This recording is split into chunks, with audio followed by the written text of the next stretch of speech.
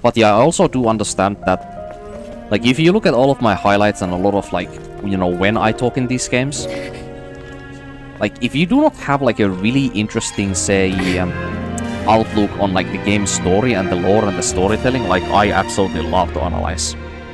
Which is no surprise to literally anybody who watches a single one of my highlights. Like, I absolutely adore, like, games' storytelling elements. When they are implemented well and when it's really compelling.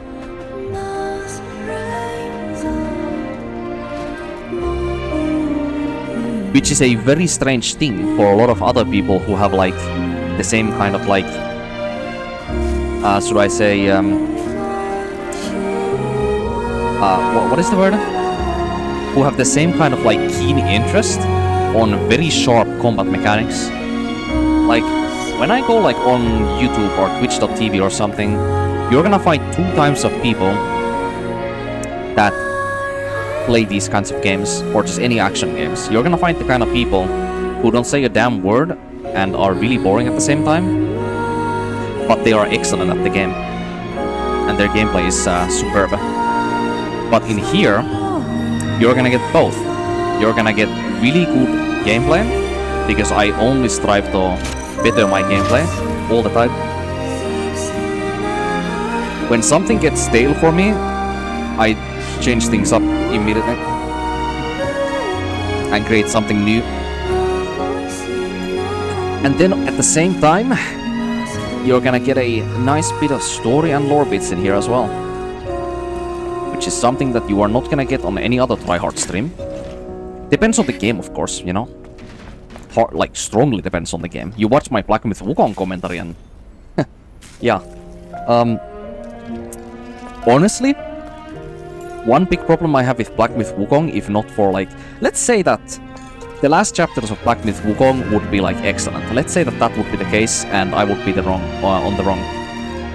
So, great stage boss fight is amazing. Like, the first fucking phases with the stupid stone monkeys that I have literally never heard somebody like. Let's say that that didn't exist. Let's say that the last 2 chapters of the game are actually fun, enjoyable to play, and they are on the same level as chapters 1 to 4. Why would I, personally, enjoy that game less than this game? Well, that's a very personal thing. Like, that game has more challenge in it, sure. But I want more from games than just challenge. I think more important for me with games, nowadays anyway, is that the challenge is a very fundamental thing that there has to be, and some in-depth combat mechanics that are very satisfying. But I think more importantly, that game might have to have a lot of, like, substance and context on it that intrinsically increase the value of the game and your experience inside the game. Like, if the storytelling, the lore, and the screenplay elements are not, like, done well enough, I will lose interest on the game pretty fast. Because there's not anything really that compels me to continue playing that game. Because I can just play a different game that has other combat mechanics that are, like, almost as good, if not, like, close to as good. So, like, just, like, having the combat there is not good enough. And I'm gonna give a great example of this. Nioh 2 is one of the games that I played only off stream. And I would probably never go back to Nioh. Not Nioh 1, not Nioh 2, anything that Koei Tecmo Games or whatever, like Nioh's, like, game studio that made that game. Like, they have a really great, like, base when it comes to combat mechanics, like in-depth combat mechanics. If you only enjoy just fighting something in their games, the games are very fun. But there's also a good amount of jank in them, which I'm totally fine with. I'm used to seeing some jank. But the game storytelling, like Nioh 2 particularly, the game storytelling and the screenplay elements, they are so unbelievably boringly presented to the player that I could not give a rat's ass about what the story is about in the game. It is so poor. Like, You know, for a different person, that kind of game would probably be their dream, right? But for somebody like me who wants more from their games, like the game has to show me that like it values greatly like its own world. I guess that's a good way to put it.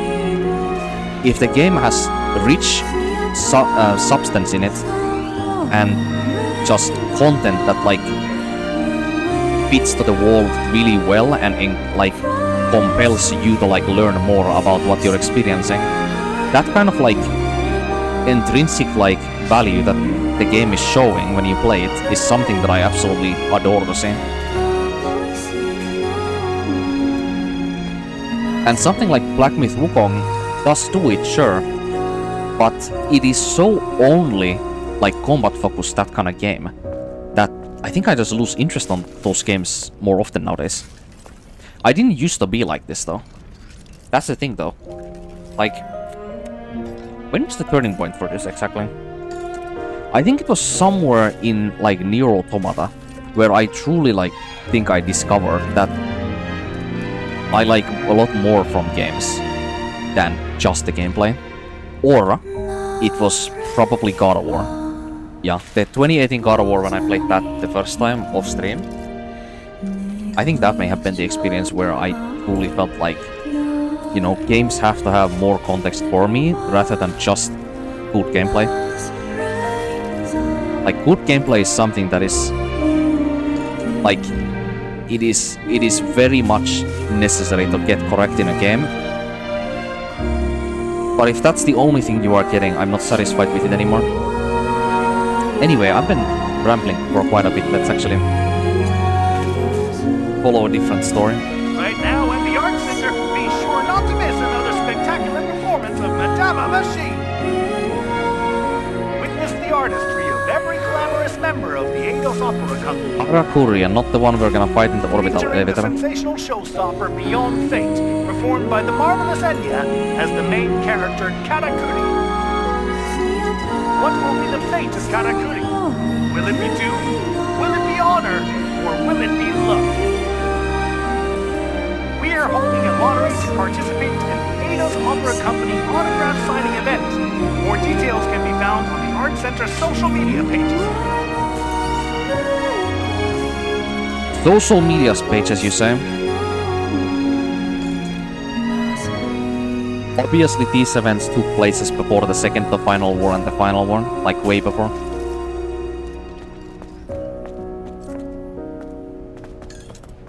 Let's go for... Let's go for this phone next. Enya, you need to wake up. Your condition during rehearsal doesn't matter. Today's performance is the real thing.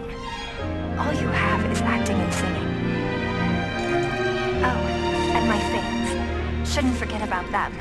I'd better make sure there's nothing to be embarrassed by a century from now, huh? Though it may be a problem if I'm seeing this in 100 years.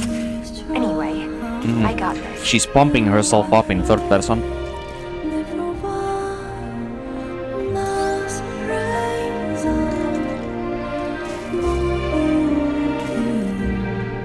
I don't think I've ever had to do that myself. It's a bit corny, but I'm down. So much like the one Enya's always singing. The lyrics seem a bit different. It might be included in some of Enya's lost memories. The song changes after this mission. It becomes the clearest it's ever been. Now this interviewer. Let's change the subject. Enya, the people in your life have said that you've been over the moon to star in such a moving performance. Yes, that's correct. The moment I received the script, it just leapt off the page, and I thought, this is it. It was magical. I wondered what it means to be that How to sing. And then it all just came to me so vividly. By singing, you mean Beyond Fate, right? How does it feel? It's become quite a sensation across social media platforms. It's surreal. I never expected this much interest from so many people. I couldn't be more grateful to all my fans. I'll always give 100%. Some people have said that after hearing the masterpiece, they've been hungry to find out who this Enya is.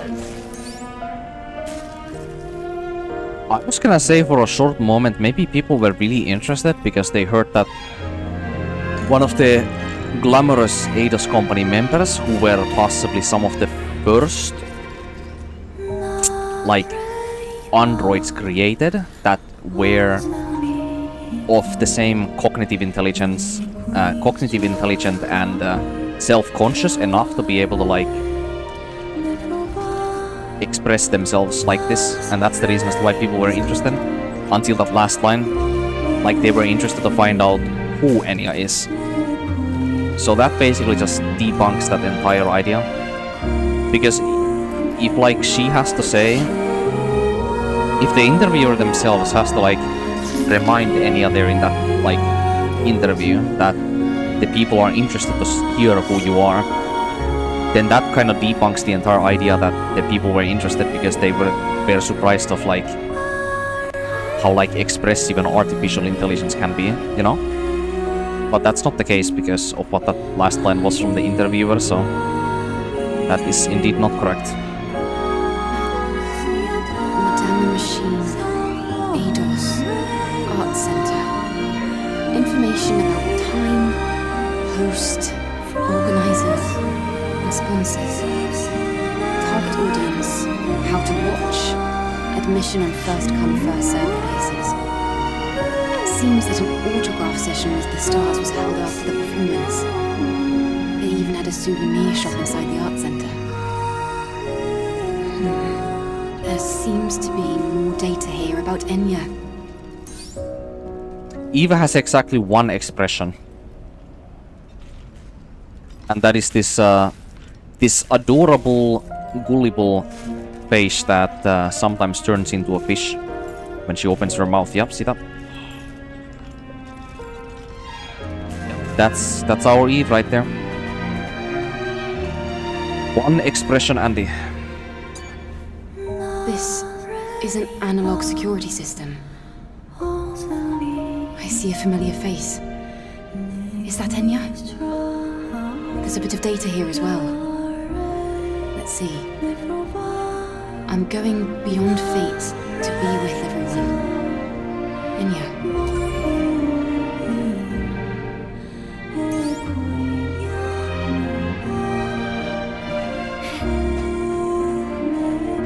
Ominous line.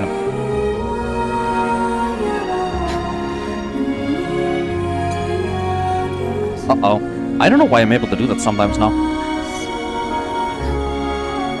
Madame Machine, main actress, artificial actress, Enya. You can never totally rely on analog information transmission sources. That's what you call these? The person here does look really similar to our Enya. And she even has the same name and everything. From what I've gathered so far, it's like Digger said, the Enya here and the Enya in Zion are one and the same. Yes. Beyond Fate. Was that the title of the song? Let's see. So there was a performance here, and Enya was the lead singer. That about right? Our memory sticks are designed to That's store to the put most it in a very important short way, information yes. in the deepest places. The fact that that song was the only memory Enya had left proves just how important it is to her. Isn't that enough? I don't think you'll find anything else. Come on, let's get out of here. Okay then, let's go.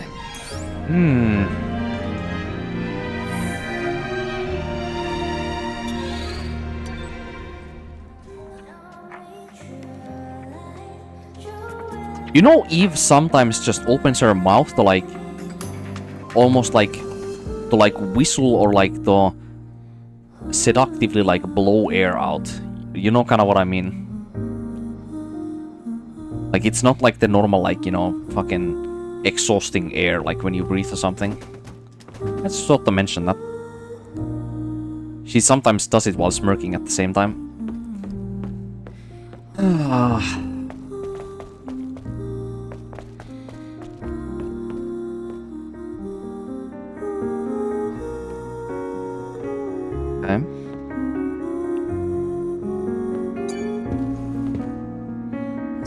the investigation is finished. I think Enya will be able to understand. Huh. Really? Please tell Enya about what you found. Sue, you've gone on quite the quest. Hey. Huh. Yes. I really have no excuse. What's done is done. That's all. Is she mentioning about Did the you find what legs? you needed out in the wasteland? Yes. This dialogue is I so... reinforced Enya's legs. I mean, I Well feel then, like this dialogue That's should good be news. I just can't thank you enough. way before of this moment. Everything would have been for nothing if I hadn't made it back safely.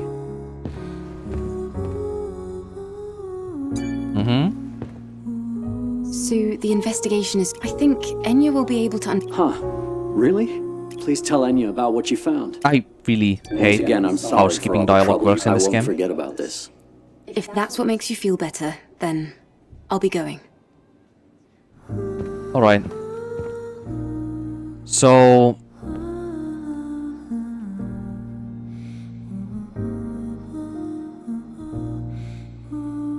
what is like the best English word to use for...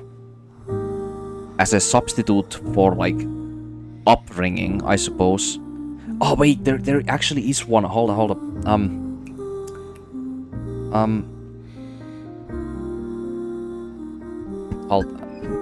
up, I'm gonna look for this one.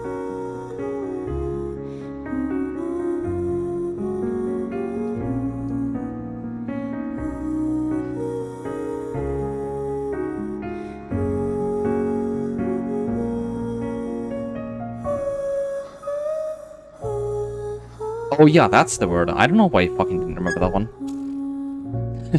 Like, okay.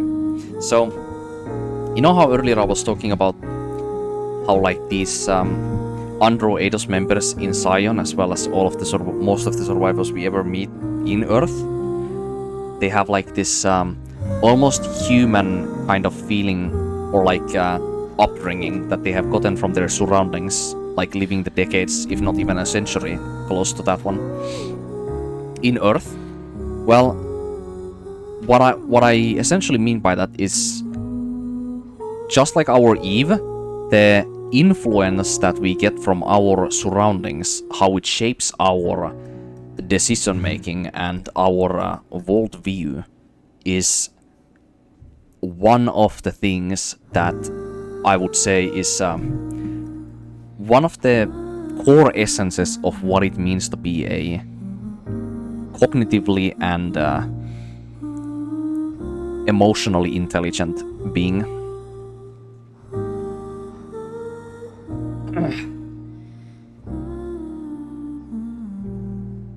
And that is also the reason as to why the androids in here feel a lot more like humans than they actually feel like any type of machine that with an artificial or artificially created intelligence that is supposed to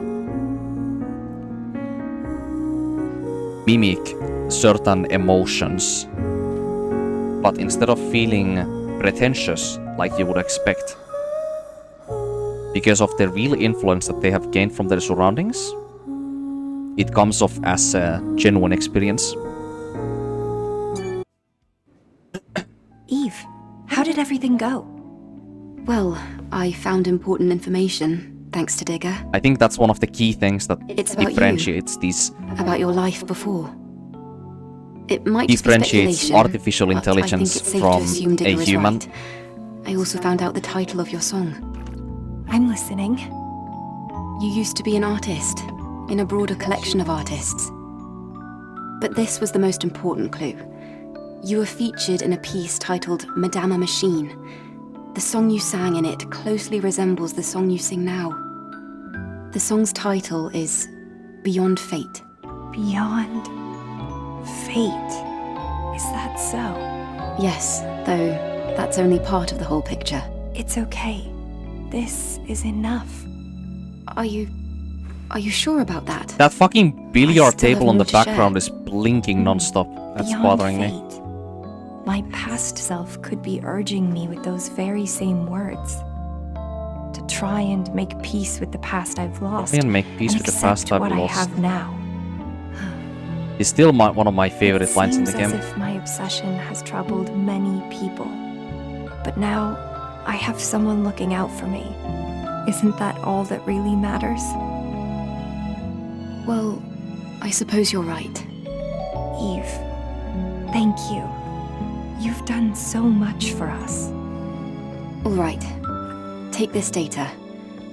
What is stored there will help you fully restore Beyond Fate. Okay. Thank you, Eve. If I may, could I maybe ask you to sing that song for me now? Oh, I'd be happy to. This is Eve's humanity talking. Or maybe this is her emotional intelligence or compassion. This doesn't have to have a good reason as to why she does this, but she chooses to do this because she feels that it is right.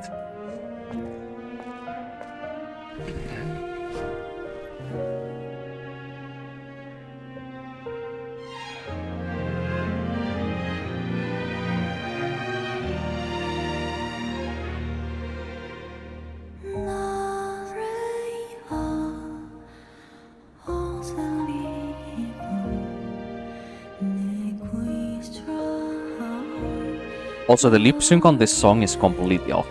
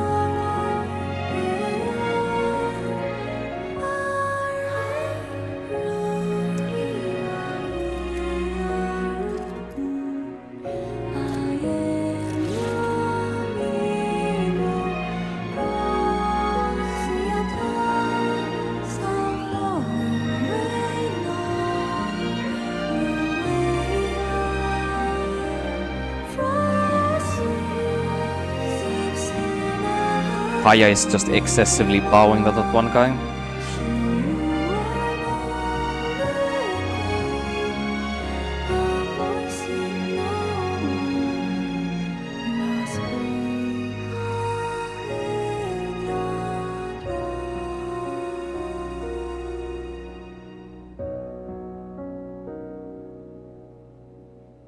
I'm just gonna say, when this game comes on PC, expect 3 new playthroughs of this game, at least.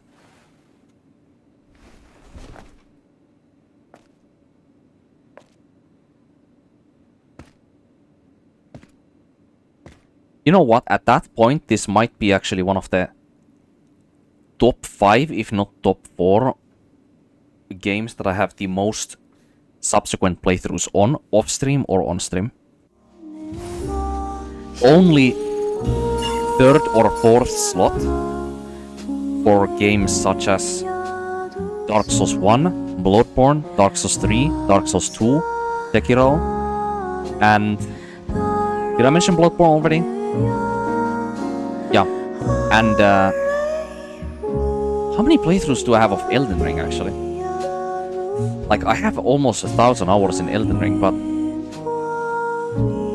actually, wait, not almost, I have 1,000 hours on Elden Ring, more than 1,000. But I don't think that it's that many playthroughs even. Maybe like 4 or 3? Yeah. From Software games are very easy to replay though, because the entire attraction in those games is mainly just the gameplay and the build variety. So like, you just do new builds and new characters just because you want to experience something in the game different from the previous playthrough, because of the amount of variety that you have on how you are able to experience the game, you know?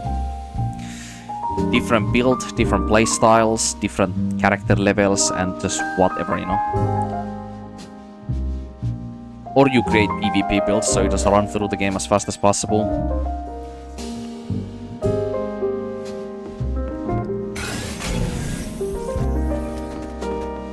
You know, I'm down 3 playthroughs at this point in this game, and I still cannot get a fundamental answer to a quite simple question that I actually asked one of my IRL friends who played the first time also this game some days ago now. And that is, what is the best thing about this game? What is Stellar Blade's best feature that is just something that sticks to you when you play the game? I still cannot come up with an answer to that. Also, this song sounds so much nicer now. Anyway, I still cannot come up with what is this game's best feature. Because this game does not do anything like exactly as plus tier or like perfectly by any means. There is not a single feature that I can think of that is that good in this game, including the music. The music in this game is amazing. It's not something that I would consider like the best kind of music that I have ever heard in a video game. Because there's so much competition, you know. God of War 2018, God of War Ragnarok, Sekiro, Dark Souls 3, Bloodborne, Elden Ring, Nier Automata. Like, I have so many other incredible like games that have even more incredible soundtracks that even competing in that space, yeah, that's very rough. But I think if anything in this game, wait, why is she sliding? What the fuck? I think charm is something that this game... Okay. I can come up with one pretty decent one. I think if we talk about this game as a Souls-like game, because this game does have some, well, couple Souls-like elements on it. You have a healing item that refills at set resting points, and it also has a set amount of uses before it fully empties itself, and then you can't heal anymore normally. So that's a fundamental Souls-like trope right there on the healing item. And the second one is spawning at set points on the map, such as like supply camps, bonfires, sites of grace, or whatever the heck, you know. That's another one. But this game is very loose when it comes to its Souls-like mechanics. Like, very loose. A lot of the time when you die in this game, you don't actually spawn on the supply camps or the survivor camps. It spawns you like right before an encounter, for example, if the encounter is like very like challenging or whatever, so the game saves you some time and respawns you closer or whatever. So like that's the kind of like fundamental trope that no like normal Souls-like game has. So I would very leniently call this a Souls-like game, like very, very leniently. It's more so to me, how playing this game feels is more so an action. This more so feels like a very like heavy on style kind of action game, or should I say action game that prioritizes style over difficulty. Is what I would define this more as.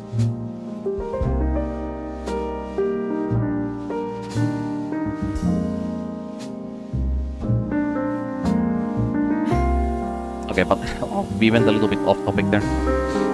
How are things with Sue? What does it look like to you, Eve? I suppose things have been going really well, from what I'm hearing. I wonder... It's all thanks to you, Eve. What was she gonna say, actually? Oh. Are you leaving already? I wonder... It would be meaningless to say I didn't know time was passing, right? Wait a minute. I'm sure I'll be back. There's a lot to do. Enya was quite suggestive with her dialogue there, and then Eve was like, I wonder.